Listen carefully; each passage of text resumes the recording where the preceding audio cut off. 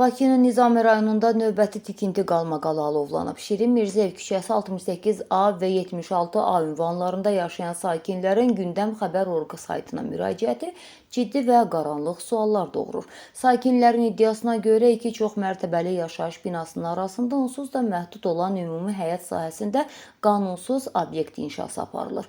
Əvvəllər sənədsiz və yarımçıq vəziyyətdə olan bu tikiliyə sonradan tikinti və istismar baxımından qaranlıq şəkildə sənədləşmə verildiyi bildirilir. Sakinləri narahat edən və ayağa qaldıran əsas məsələ həmin obyektin yerləşdiyi ərazinin şəhərsalma normalarına tamamilə zidd olmasıdır. Əgər iddialar doğrudursa, obyekt iki binanın arasında sakinlərin dar keçidində və pəncərələrinə cəmi 5-6 metr məsafədə yerləşir.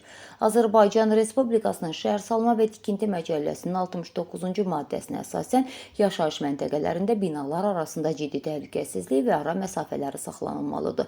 Qanun bu məsafələrdə hər hansı digər yerüstü tikinti obyektinin inşasını qəti qadağan edir. Məlum olduğu kimi, paytaxt Bakıda tikinti və istismar icazələrinin verilməsi birbaşa Dövlət Şəhərsalma və Arxitektura Komitəsinin səlahiyyətlərinə aiddir.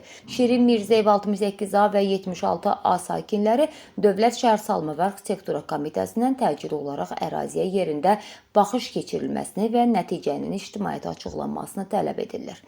Qarşı tərəfin də mövqeyini işıqlandırmağa hazırıq, mövzu diqqətimizdədir.